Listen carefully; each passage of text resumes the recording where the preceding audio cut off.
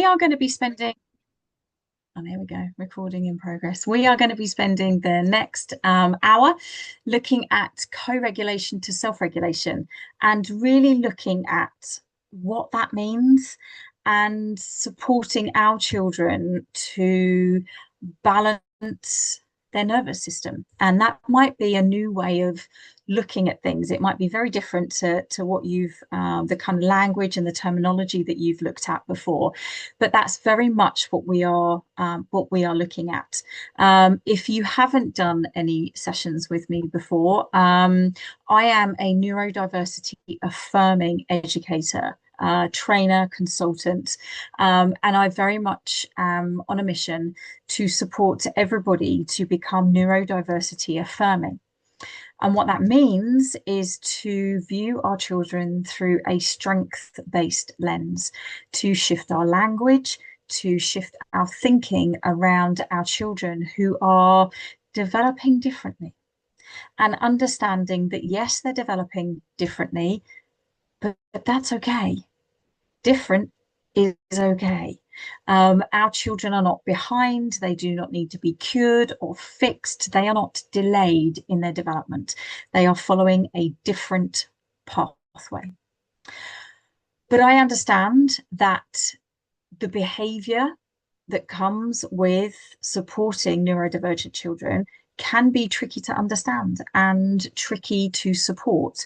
So hopefully this evening, I will give you a bit of an insight maybe as to the why, what self-regulation actually means, and possibly give you all some little strategies and tips that you can take away and start to discuss a little bit further and a little bit deeper with your teams, and start implementing things from pretty much straight away. So we'll talk a little bit about the theory and then hopefully also give you some strategies that you can go away with.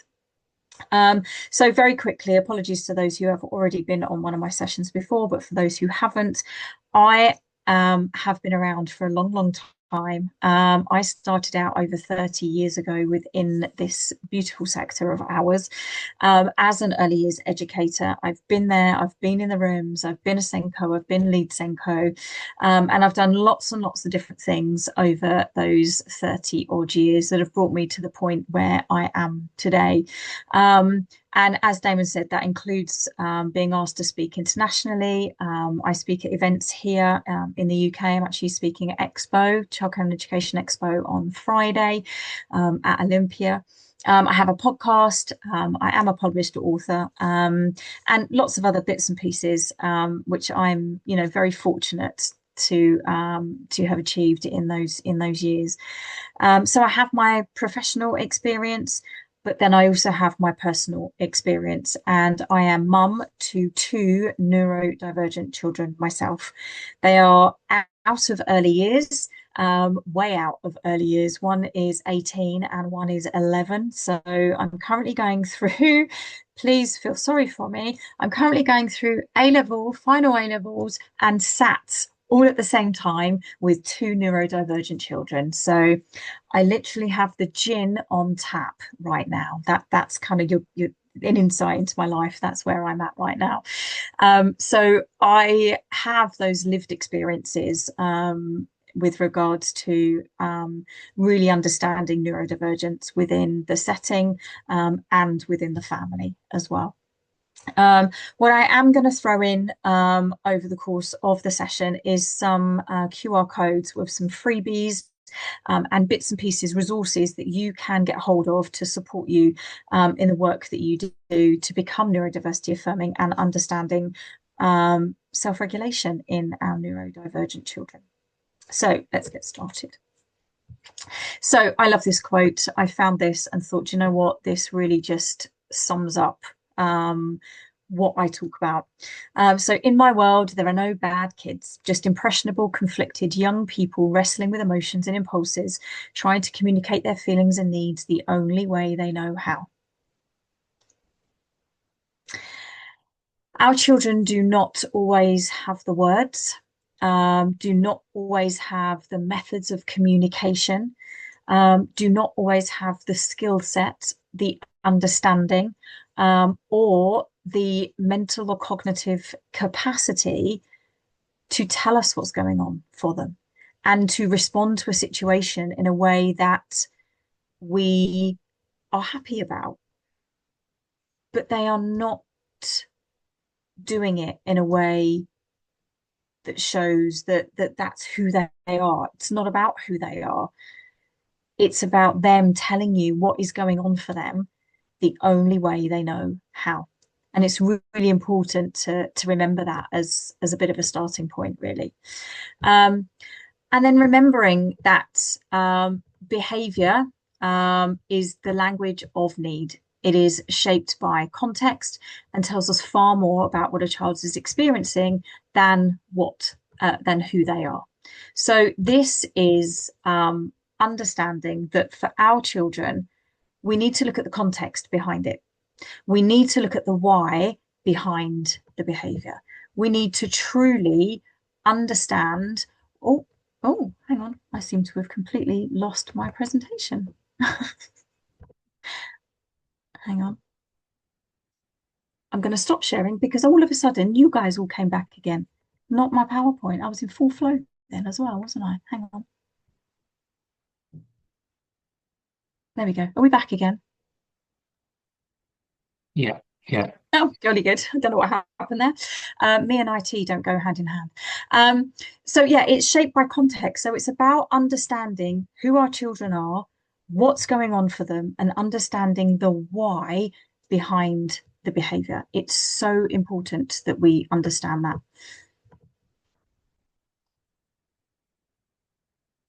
Let's shift. So let's have a look for a moment around brain development.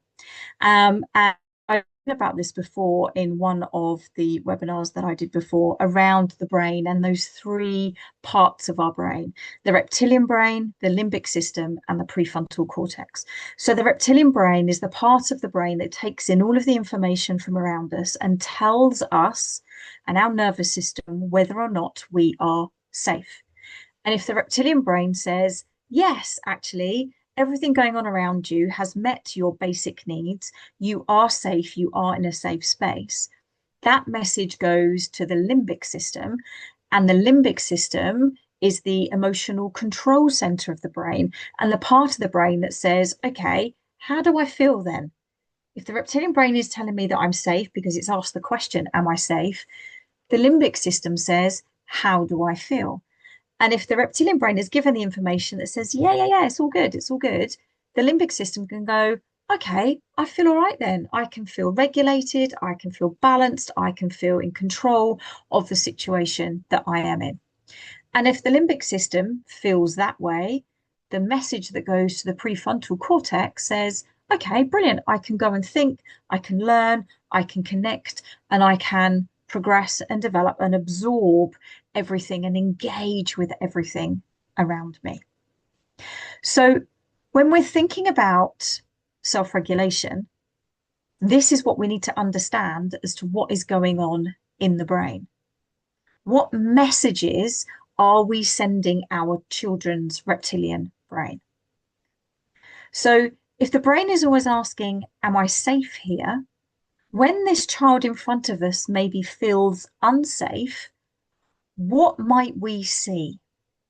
So just have a think for a moment about some of your children in your setting. What do you see if that reptilian brain is getting the message that says you're not safe? What messages might your environment be sending that reptilian brain that tells that child you are in a safe space? Is it giving messages of low demand, low arousal, safety, connection, trust, belonging? Children that can retreat to a safe space when they need to, children who are allowed to be themselves, children who are not masking who they are or having to mask who they are. What messages is your environment telling your child's reptilian brain, because we want their brain to be telling them, or their brain will be asking the question, am I safe? And we need to be telling that reptilian brain, yes, you are. So how can we send messages of safety to our children? We do that through our environment. We do that through our connection with our children. We do that through our engagement and our interactions with our children. And if your child is not feeling safe, because you're then seeing the limbic system take over and that child in overwhelm, that child in meltdown, what can you do to help that child feel and go back to I am safe here? So then they can go off and learn. So when you are going back to that, the slide before, behavior is the language of need, shaped by context and tells us far more about what a child is experiencing than who they are. What is the child's reptilian brain experiencing? Because that is part of the context that we need to understand, which then triggers that fight-flight response from the limbic system, which then means the prefrontal cortex shuts down because your child is in that fight-flight response. We want that limbic system to get the messages that says, you are safe here. So when we're thinking about self-regulation, that has to be the start of it, because we are only able to be a regulated human being right from the get-go if we are in a space of safety. Think about the last time that you were really overwhelmed in a space and the impact that that had on you and your ability to think, to process information, to interact and engage with the environment around you. It was tricky. But then think about where you are when you are feeling totally safe, and therefore what you are able to absorb, what you are able to do, what you are able to think, to learn and connect with. So that has to be our starting point when we're looking at self-regulation. So what is self-regulation? Self-regulation has been around in our kind of remit and our understanding for a few years now when it came into the early years foundations.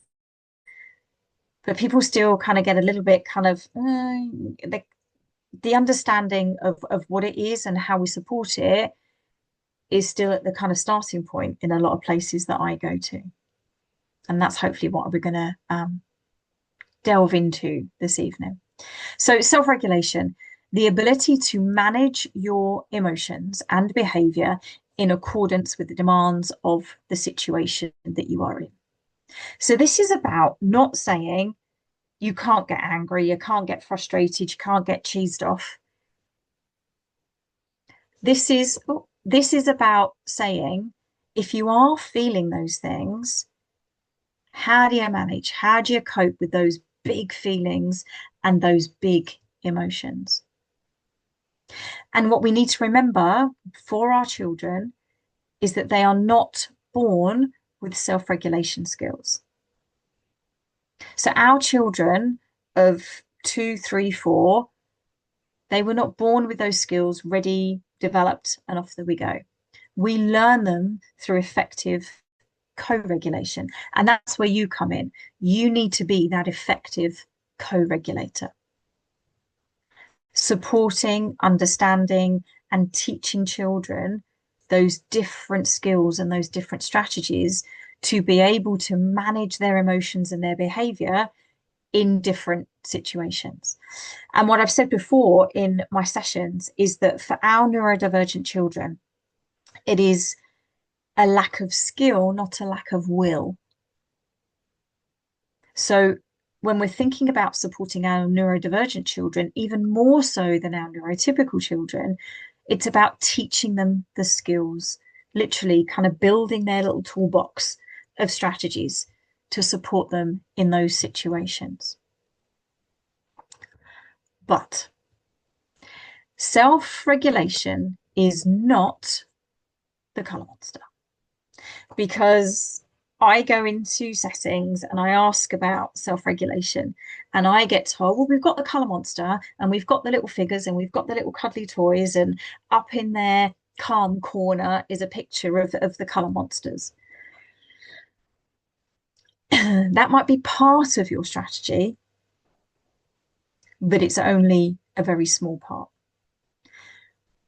I also argue whether or not using colours to tell children how they're feeling and saying, if you feel angry, then it must be red. I'm wondering if that's a little bit restrictive too. And I did write a blog about this a little while ago. I'll give you a link to my website. It's a free blog that you can have a read around self-regulation being far more than the colour. It's a starting point, and at least we're talking about it, but it goes far deeper than saying we've got the colour monster and we've taught our children what the different colours are and we link them to emotions. So what then is self-regulation? So this is outlined by a good friend of mine, Dr. Minay Jonkbaya, in terms of what self-regulation is. It's about how we control our own feelings and our own behaviour. Absolutely. That's the bit that I think we've nailed in terms of our understanding of self-regulation, but it's also about other bits and pieces too. It's about how we curb impulsive behaviours, so that need to react to a situation without that kind of moment to kind of think about how we could consciously respond to a situation. It's about how we are able to concentrate on a task, how we bounce back from upset. That resilience piece as well is part of self-regulation. So it's not saying we can't get upset, we can't get angry, we can't get frustrated, we can't, but how do we bounce back when we have experienced those things, those big feelings and those big emotions? It's about our ability to self-soothe, to be able to regulate ourselves without the need of other people. It's how we persist in the face of difficulty. So as well as bouncing back from upset, it's also about keep going. We know things are really tough, but let's keep trying. Let's give it another go. Maybe we can come at it at a different angle. Let's try again. Think before we act. Again, that's kind of links in with that little bit of those impulsive behaviors. But before we go and carry out a task, or before we send that email, it's about okay, let's breathe, let's take a moment, let's have a think. It's our ability to plan in advance and also to get along with others. So they are really key factors in self-regulation, not just about naming your emotions. And then the other piece of the puzzle that I think we are missing is understanding around the domains of self-regulation. So it's not just about emotions. There are actually these 5 domains of self-regulation. It's not just focusing on the emotions, the angry, the sad, the happy, the excited. We need to consider the different stressors for children and the different elements of self-regulation. And actually, I've spoken, when I did a behaviour session before, I spoke about us being this behaviour detective and understanding what is going on for that child. So the biological domain is linked to the bit that we know about. Are they hungry? Are they tired? Are they physically unwell? Those kind of biological differences that will treat, those children that are hangry, we've all experienced adults that are hangry. That's the biological piece. Are we too hot? Are we thirsty? Do we need a wee and therefore we can't self-regulate because we really need to go to the toilet? Biological. Then we have the emotional. domain, which is the loss, the anger, the fear, the frustration, all of those big feelings and those big emotions. Then we have the cognitive domain, and we all know about cognition. Cognitive is the thinking part. So this is the bit about how we are interpreting information. So it's about understanding our executive function. So our ability to process the information that we're being given at the time, a bit around problem solving, paying attention, memory recall, following instructions, those kind of things. That all falls under the cognitive domain. And then the social domain. We can be triggered by whether or not we're able to read the social cues of the other people around us and knowing how to respond to how they're feeling and how they are thinking about certain situations. And then we have the pro-social domain, which is how our children are dealing with the stress of others and how the stress of others influences the way that we are making sense of what's going on around us. So again, just kind of diving a little bit deeper from being that detective and what might be going on for our children, really thinking about the behavior in front of us and thinking about those domains and thinking about, okay, is the child responding because of a biological trigger, an emotional trigger, that cognitive trigger, they've been given too much information, that social or pro-social trigger.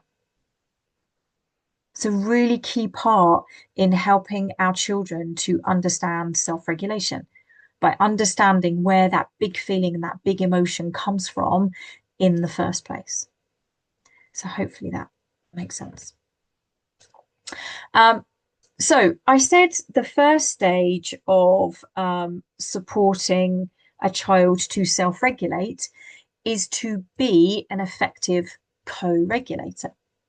And that's what every single one of you need to be. It's about that modeling and supporting the understanding, processing, and expressing of those big feelings and those big emotions.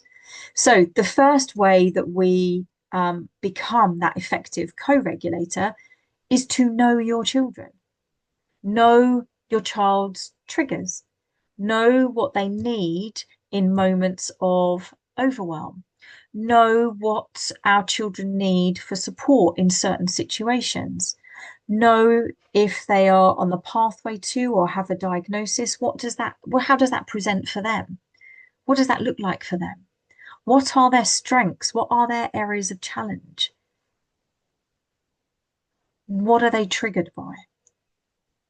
And then if you know all of that, there are some situations where you can preempt a situation might happen, and therefore you can prevent that situation happening in the first place, to try and prevent the meltdown, prevent the stressor building in the first place. It's about responding and acknowledging feelings. And the bit further down there, allowing children to have strong emotions. It's about allowing our children to have those strong emotions and acknowledging and responding to them in a way that they will understand. You know, it's okay for our children to be angry. It's okay for our children to be frustrated and upset and cross and sad and lost. It's okay for children to feel those things, but it's about how you are responding to them and acknowledging those feelings with them. Create that sense of belonging and that trust. And if you've been on any of my other webinars, you'll know that that's what I talk about lots in terms of that neurodiversity affirming practice. In any approach with regards to self-regulation, it's about making sure that that is continuous and consistent, that everybody is singing from the same hymn sheet. You are modeling your strategies, and you are modeling them over and over and over and over again. For some of our children, they will just need to be shown and supported through some of these strategies constantly. And eventually they will get it. It's not, oh yeah, we tried that, it didn't work. We tried that, it didn't work. repetition is key here when we're thinking about those effective strategies that are learned through you being the effective co-regulator. It only works effectively if we are working in effective collaboration and partnership with our parents. So all the strategies that we are going to look at and all the things that we are going to think about are things that you can also discuss with parents that can be done at home too. And then it really is about creating this toolbox for our children of all of these different strategies. You've learned your strategies over the years. You've learned that if something has really wound you up, you go for a walk, or you go for a run, or you have a coffee, or you just take a moment to breathe, or you go and have a bath, or you go and phone your best mate and have a rant. You've got your toolbox, and we need to start helping our children build theirs. I've spoken before, again, about interoception. It's one of the 8 sensory systems that we have. And this is where it's interoception is the internal senses. It's what's going on inside. It's the receptors from our internal organs that tell us what's going on. Are we hungry? Are we thirsty? Are we hot? Are we cold? Are we in pain? Do we need the toilet? But it's also where our big feelings come from. So from those of you that have been on my session before, you will know that one of the key areas in understanding the differences in our neurodivergent children is understanding the differences in their sensory profile. And 95% of neurodivergent children have sensory processing differences. And so that would link to big emotions, big feelings that are formed in terms of interoception. That's why our children are struggling with those big feelings more so than our neurotypical children, because those big feelings, those big emotions, again, the messages that go to the brain are kind of misfiring. We're not really sure how to interpret that information when we're feeling that kind of gut wrench anger or frustration. We don't know what to do with it because it's really scary. That feeling that we have is really, really scary. So understanding where it comes from can be really helpful. So a strategy for you. Let's throw one in there. When we are thinking about our children's big feelings and we go into linking children's emotions, are we feeling sad? Are we feeling angry? Are we feeling upset? Sometimes for our neurodivergent children, going straight in with naming those emotions doesn't make any sense, because anger is a kind of concept, and everybody will feel anger in very, very different ways. And what makes you angry won't make me angry, and what makes you happy won't make me happy. So if we're going straight in with if you're, looks like you're angry because you're showing me this behavior, that can be really, really tricky to kind of link the two. And also it says, oh, you must be feeling angry because you're showing me this behavior. Whereas actually, they might not be angry. So this high 5 strategy takes it back and actually starts with that interoception piece, that bit around what are you feeling? So whereas when we look at some of the strategies we might be using now, it's how are you feeling? How are you feeling today? It's the how that can be too big a concept to understand for many of our children. So we need to go back to the what. Okay. So stage 1 of my high 5 strategy is helping children to know what they are feeling. So the first stage is I feel. I notice the sensations in my body like tightness or fluttering or heaviness or heat, and begin to understand where I feel it. So this is about asking children, what do you feel? What are you feeling right now? Not how are you feeling right now? What are you feeling right now? And they might say they're feeling empty or jittery, or they might be feeling spiky or bouncy. What are you feeling? And then stage two, it's kind of going, I imagine what my feelings might look like. So what do you feel? What does that look like? It might be a cloud, stormy cloud, volcano, or a calm sea. So it helps our children. We know our children love visuals. So it helps our children to visualize what they might be seeing. So once we can say, I feel and I see, then we go on to I know. And that's when we start to connect the dots. How do I feel in my body? What am I feeling? What do I see? And then I can say, actually, I think that might be anger or worry or excitement or sadness. So I feel, I see, I know. Then I say. So this is where we support our children to either use their words or pictures or gestures to share what's happening and whether or not they need some help. And we support our children to be able to tell us, actually, I just want to be on my own. Or I need some comfort, either from somebody or in a safe space. I need some help, or I just need some time. I just need some time, just for a minute. So we're supporting our children to start with that little toolbox. But we start with, what do you feel? What do you see? Ah, I know then that that's sadness. I know what I need to say. And then we go on to stage 5, which is I solve. So we might look at things like they need to go for a walk, or they need to go and sit in their place of escape, or they need to go and run it out outside and stomp or make some big shouty animal noises. So there's the toolbox. I know what I'm feeling, and I know what I need that's going to help me in this moment of big feeling and big emotion. So I just want to share with you what that might look like. So I was supporting a little boy called Henry in a setting last year.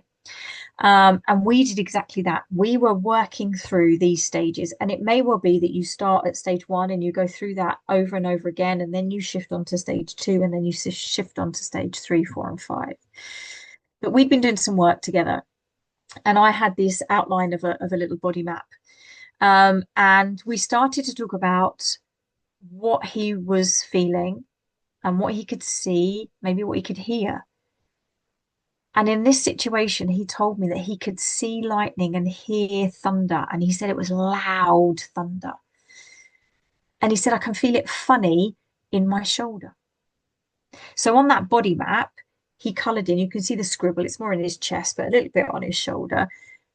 That's where he felt it. So he was able to tell me what he was feeling, what it looked like, what it sounded like, and then we could plot it on this big feelings map. And then I didn't actually have an outline of a toolbox with me, so I drew one very quickly. My artistic skills leave, too much to be desired. But in there, he started to put in his little strategies, because we chatted about the kind of things I shared, again, that co-regulator. I shared some of the strategies that I used, although I didn't add in that I sometimes need gin to help me regulate. I didn't add that bit into the conversation, but some other strategies that we discussed. So he spoke about, I said to him, what do you love? And I knew what it was going to be. The answer was going to be, because I knew this little boy, I love monster trucks, Cheryl. I love monster trucks. So he drew a monster truck. And then the big lines are his big stomps outside, because I said sometimes it's about getting out the thunder, getting it out of your body. So he did those big stomps. And then he spoke about running outside, and that little bit is their little gazebo thing they had in their garden at the time. And then I spoke about beating the drum. I spoke about using a couple of wooden spoons on a cushion, getting it all out. Again, that kind of jittery feeling, and getting it all out. So that's what it looked like. We spoke about how it felt, what he saw, what he knew that linked to. And we spoke about it being angry. That's what he was telling me. So we said what he could do instead, and we placed it in the toolbox. The team then laminated that sheet, put it in his little drawer, and I got some messages from them saying that he now goes to his drawer and gets out his toolbox when he's feeling those things. That's self-regulation. I know what I'm feeling, and I know what I need in those moments. So just remembering, kind of linking back to those emotions, another trigger for our children is that link to those additional sensory systems, and knowing what our children need when they're feeling those things or when their behavior is telling us that they need those things. So I've spoken about this before. I'm not going to go into it in huge detail, but remembering that some of those sensory systems need activating and some of those sensory systems need calming. So our job is to help our children understand that when they're behaving the way they are, when they're showing us what they need, it's us responding in a way that says, I think you need to go and do some spinning. Let's go and do some spinning. Again, a piece of self-regulation. Maybe, yeah, okay, maybe that's what I need to do. But then sometimes those sensory systems need calming. And so our children need to be supported to take a breather, to reset, to decompress. So remembering, I've shared this with you before, if we've got a child running around and jumping about, they're telling us that their proprioception needs support, but that needs activating. So part of their self-regulation strategy, if you're feeling really fidgety, if my brain's really whirring around, I need to go and get it out. I need to move. I can't just go and sit and breathe in the bath with some candles. And so I need to just move. That's part of my self-regulation strategies, and we need to support our children with that too. We've got a child that's putting everything in their mouths. They're telling you they're oral seeking. That sensory system needs activating. So again, how can we support them with that with regards to self-regulation? And then pulling and stroking children's hair, that tactile seeking. Again, let's go and find them something that they can pull, that they can feel, that they can fidget with. And then that child spinning round and round and round and round and round, that vestibular system needs support. They need activating. So let's go spin. Let's help your regulation through spinning, but let's go and do it in a safe way. But then if we do have a child sitting in that corner, distressed and overstimulated, they need that calming. So one of their strategies in their toolbox, if they know that they're overstimulated, is supporting them with some calming strategies, some calming techniques. In their toolbox, you might draw your little place of escape with your weighted blanket or your ear defenders. What might they need to self-regulate? And then that last one, that auditory avoiding. And again, it could be that they need that calming strategy that can go inside their toolbox. So hopefully that's helped.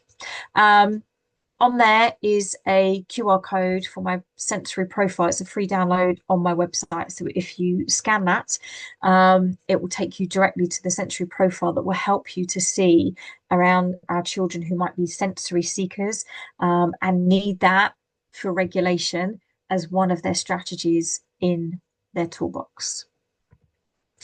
And then the other thing that supports our children from a regulation perspective is that sensory circuit. And many of you, I'm sure, are carrying out sensory circuits or a sensory diet with your children. And again, we want our children to be able to come over to you and say, I need my circuit, I need to do this. That in itself is a self-regulation strategy. But they're only going to know that that's a strategy that they can use if they are taught that that's something that can help support them with maybe some of those stressors that are triggering that dysregulation. So why use a sensory circuit? It's a way to reset and refocus for regulation. Okay. But it's not always just about going outside and bouncing around and letting off steam and all of those things. That's part of it. But it's really useful to have a system and the flow to a balanced sensory circuit. So a balanced sensory circuit usually flows through these three key areas. The first one is energizing.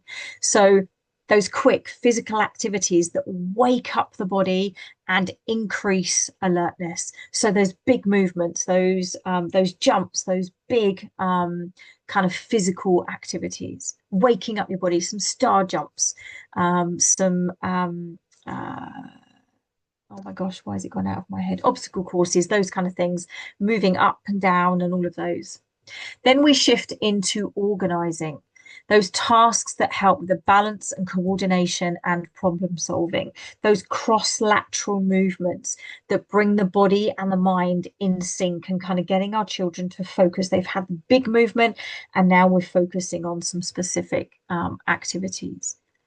And then after we've done those, we then go for settling.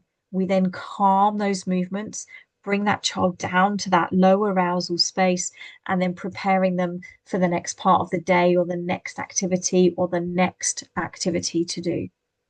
So again, for our non-speaking, our minimally speaking, our pre-verbal children, all of these things, including those the high five strategy, we can use with visuals.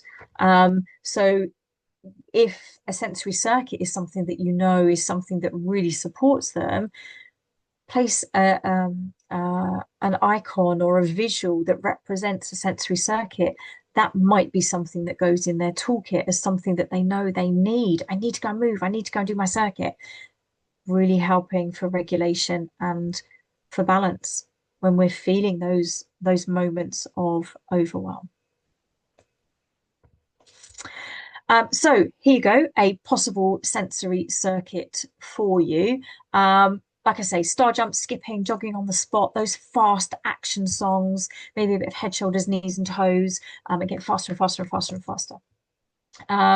Then some organizing with some balancing along a tape line or on a low beam if you have one, obstacle courses, climbing, throwing bean bags or balls to a target, catching balloons or bubbles. It's kind of that coordination, that movement that really helps that focus and that attention.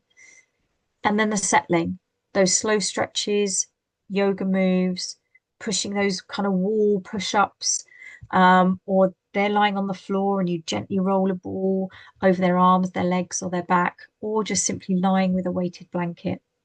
Deep breathing, just sharing that moment of calm and balance together. That would be what a great sensory circuit would look like. And again, that can go in your child's toolbox.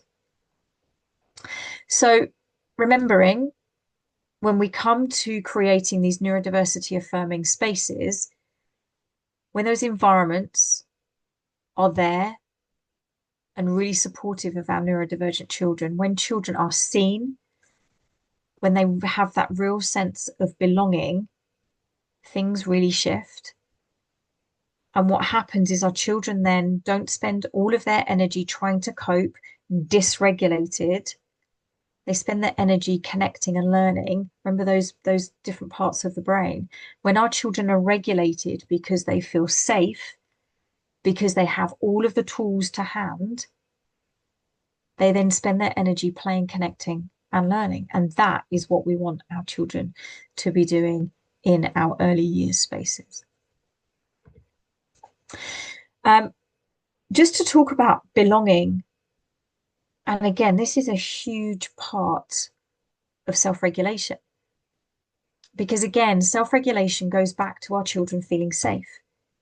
And we feel safe when we have that real sense of belonging.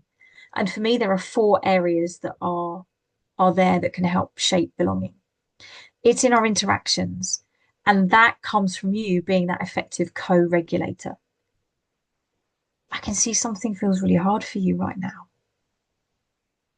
I'm here. I'm with you. I see you. So let's figure this out together. It's acknowledging that feeling in your interactions with your children. It's being that effective co-regulator, providing that emotionally safe space, and really validating the experiences of the child in front of you. It's really important that we don't shun those big feelings and those big emotions. We validate their experiences. It's about having routines with that element of flexibility. So instead of forcing our children to join in with things that they are unable to from a regulation perspective, it's about offering choice. It's about providing flexibility in your pedagogy, preparing your children for transitions, those visual routines. And I've said it before, it's about making sure that your children always have a space at the table, even if they're not ready to be there. So it's that flexibility piece. Even if they're not ready to do it now, make sure that they see that there is a space for them when they are ready. And forcing children in to something you feel that they should be doing should never be at the expense of their nervous system. It really shouldn't, because that's where dysregulation comes from, which is then where our children need support with self-regulation. And if our children are dysregulated, they're in that high stress space, they're on high alert, they're in that fight flight mode constantly, which does not make them feel safe, which is not going to promote self-regulation. And then the sensory environment, I've spoken about this before. How does it feel in the space in terms of your lighting, your noise levels, visual stimulus, movement opportunities, those quiet spaces of retreat? Our children can feel overwhelmed in a space that doesn't impact us, but it's acknowledging that it might be impacting them.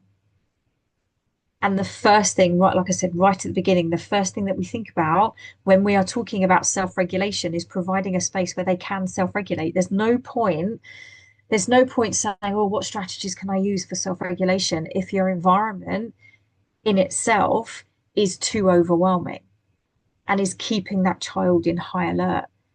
So it has to be the first thing that we look at. And we want our children to be able to walk into a space and say, I belong here. This is a space for me. This is where I need to be. This is where I'm supposed to be. This is where I can be myself. That's the first bit of self-regulation. And then it's about creating a culture of belonging, seeing families as partners in all of this. And this is where I said about any strategy that you are using, anything that you are talking with the children about in terms of self-reg, anything that you are providing, it's about working in partnership with the parents, celebrating those differences of the children in front of you. You know, this week is Neurodiversity Celebration Week. Celebrate those differences and not see them as deficits. Use that affirming language and create that safe staff culture. You know, we haven't even this evening touched on our staff and their abilities and skills and tools that they can use for self-regulation. That's such a key part of it too. And as it says there, children notice when difference is accepted and when it is quietly discouraged. And if you know that who you are as a person on the inside is being quietly discouraged because people maybe don't like the way that you are playing or being or responding or behaving, that doesn't help you feel like you belong. So you are constantly dysregulated, not supporting the process of self-regulation. I think I've shared this before, but I think it's a good way to kind of sum up what I've been talking about. Connection is the bridge between a child's big feelings and their ability to regulate. Without the bridge, they are stuck on their island, and with connection, they can cross safely. Part of being an effective co-regulator to support the learning, the skills, and the understanding of self-reg is built from connection. You are that connection. You are the one laying down the planks for the bridge where our children can connect and cross safely, knowing that they are supported and held by this co-regulator in those moments of overwhelm.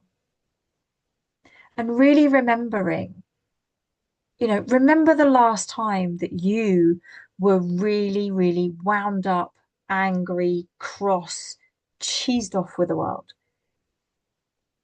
And think about that feeling, that actual feeling that you had, that physical feeling that you had. Now imagine you don't know what that is. Your brain isn't necessarily interpreting it in a way that's helping you understand it. You're pre-verbal, you're neurodivergent, and you're 3 years old. That's really scary. And they need to see you as that bridge to help them understand and make sense of that big feeling. But it doesn't start with labeling the emotion. It starts with what are we feeling? And that's the way we connect and build their skill set from there.